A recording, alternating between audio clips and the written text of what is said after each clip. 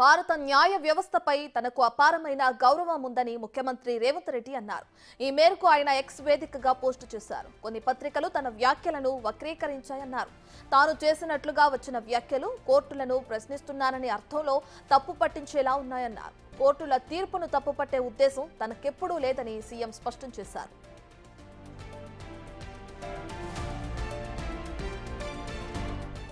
అసలు నిజానికి CM Revanth Reddy court తీర్పును ఉద్దేశిస్తూ ఎక్కడా వ్యాఖ్యలు చేయలేదు. కేవలం బీజేపీ బీఆర్ఎస్ కుమ్మక్కవటం వల్లే కవితకు బెయిల్ వచ్చిందని ఆరోపించారు.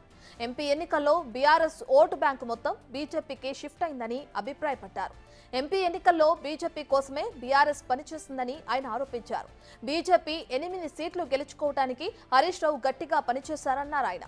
బీఆర్ఎస్ బీజేపీ మధ్య జరిగిన ఒప్పందమే కవితకు బెయిల్ రావడానికి కారణమని రేవంత్ రెడ్డి అభిప్రాయపడ్డారు. అందుకే ఆమె 5 నెలల్లోనే బయటకొచ్చారని చెప్పారు.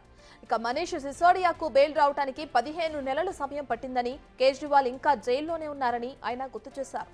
కానీ ఈ వ్యాఖ్యలను కొన్ని పత్రికలు మిస్లీడ్ చేస్తూ ప్రచారం చేశాయన్నారు.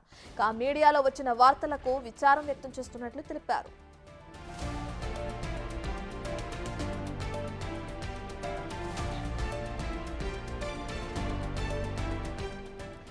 భారత న్యాయ వ్యవస్థపై తనకు అపారమైన గౌరవం ఉందని ముఖ్యమంత్రి రేవంత్ రెడ్డి ఎక్స్ వేదికగా ట్వీట్ చేయడం చూస్తున్నాం బిగ్ టీవీ స్క్రీన్ పైన.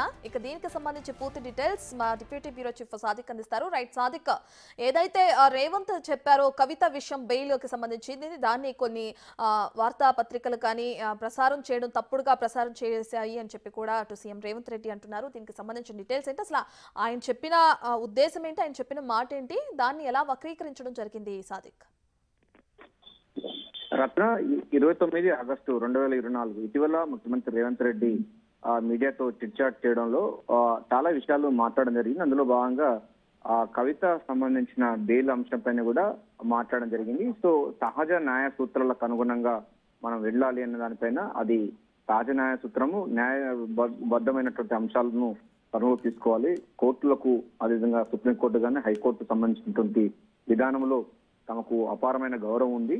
సో కొంతమందికి ఒక రకమైనటువంటి బెయిల్, మరికొంతమందికి ఇతర రకాలుగా బెయిల్ ఎట్లా ఇస్తారు, ఇది న్యాయ సూత్రాలకు విరుద్ధం కదా అన్నటువంటి అంశాన్ని మాట్లాడడం జరిగింది. సో సహజంగా ఏంటంటే ఒకే కేసులో ఉన్నటువంటి నిందితులకు ఒక్కొక్క రకంగా ఎట్లా ట్రీట్ చేస్తారు అన్నది సమాజంలో ఇట్లా జరుగుతూ ఉంది. దీనిపైన సమాజం కూడా మాట్లాడుతూ ఉన్నారు అన్న విషయాన్ని మాత్రమే ఆయన మాట్లాడడం జరిగింది. సో సిసోడియాకు దాదాపు 15 నెలల నుంచి బెయిల్ రాలేదు, కానీ 160 రోజుల్లో ఎట్లా బెయిల్ వచ్చింది, తదితర అంశాలు అన్నీ ఉన్నాయి. సో దీంట్లో కోర్టు తీర్పును కానీ లేకుంటే సుప్రీంకోర్టు ఇచ్చిన అంశం పైన ఎక్కడ కూడా ముఖ్యమంత్రి రేవంత్ రెడ్డి మాట్లాడలేదు.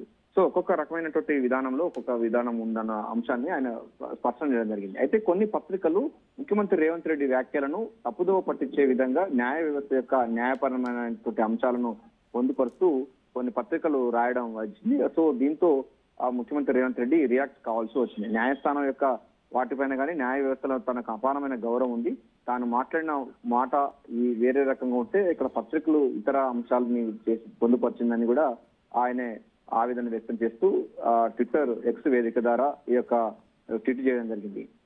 తాను న్యాయ ప్రక్రియకు గట్టిగా విశ్వసిస్తానని పునరుద్ఘాటిస్తున్నారు. పత్రికా నివేదికలు ప్రతిబింబించే విధంగా ప్రకటనలో బేషరతుగా విచారణ వ్యక్తం చేస్తున్నారు. సో తన అన్ని మాటలు కూడా కొన్ని పత్రికలు రాసింది. సో సహజ న్యాయ సూత్రాలు అన్నది ప్రపంచవ్యాప్తంగా మానవ సమాజంలో ఉంటాయన్న విషయాన్ని మాత్రమే మాట్లాడడం తప్ప, సో కోర్టు సంబంధించిన తీర్పు మీద కానీ లేకపోతే ఇతరత్ర అంశంలో తను ఏ విధమైనటువంటి అగౌరవపరిచే విధంగా మాట్లాడలేదు. భారత రాజ్యాంగం నైతికత దృఢత్వం మీద తనకు ఎంతో విశ్వాసం ఉందని కూడా ముఖ్యమంత్రి రేవంత్ రెడ్డి మాట్లాడడం జరిగింది. న్యాయ వ్యవస్థ దాని గౌరవాన్ని కలిగి ఉంటుందని, అది ఆ గౌరవాన్ని మేము కూడా శిరసా వహిస్తామని చెప్పడం జరిగింది. రత్న, ఈ యొక్క చిట్చాట్లో స్వయంగా నేను కూడా ఉన్నాను. సో మాతో కూడా మాట్లాడడం జరిగింది. సో ఎక్కడ కూడా భారత న్యాయ వ్యవస్థ మీద కానీ లేకపోతే బెయిల్ అంశం పైన ఎక్కడ కూడా మాట్లాడలేదు. సో సహజ న్యాయ సూత్రాలను ప్రభుత్వాలు అంటే న్యాయ వ్యవస్థలు పాటిస్తాయన్న విషయాన్ని మాత్రమే స్పష్టం చేయడం జరిగింది.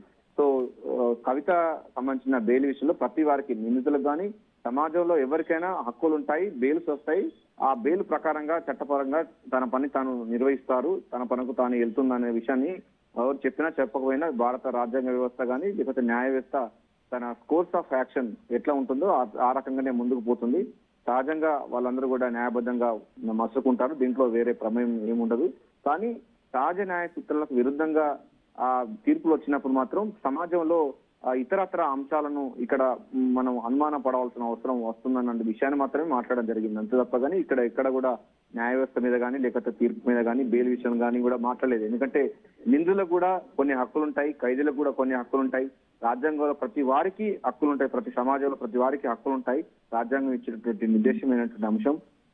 కోర్టులు తీర్పులు కానీ, సుప్రీంకోర్టు కానీ, హైకోర్టు కానీ కూడా తీర్పులు కూడా ఆ రకంగానే వస్తాయనే విషయాన్ని కూడా స్పష్టం చేస్తారు తప్ప ఇక్కడ ఎవరిని ఉద్దేశించి కాదు. కానీ కొన్ని పత్రికలు వేరే రకంగా వర్గీకరించాయనేటువంటి అంశాన్ని స్పష్టం చేస్తూనే తాను ఎప్పుడు కూడా న్యాయపరమైనటువంటి అంశాల్లో ఎప్పుడు గౌరవంగా ఉంటున్నానని సుప్రీంకోర్టు కానీ లేకపోతే హైకోర్టు కానీ ధర్మాసనం కానీ రాజ్యాంగం మీద పూర్తి స్థాయిలో నమ్మకం ఉందన్న విషయాన్నే ముఖ్యమంత్రి రేవంత్ రెడ్డి స్వయంగా చెప్పడం జరిగింది.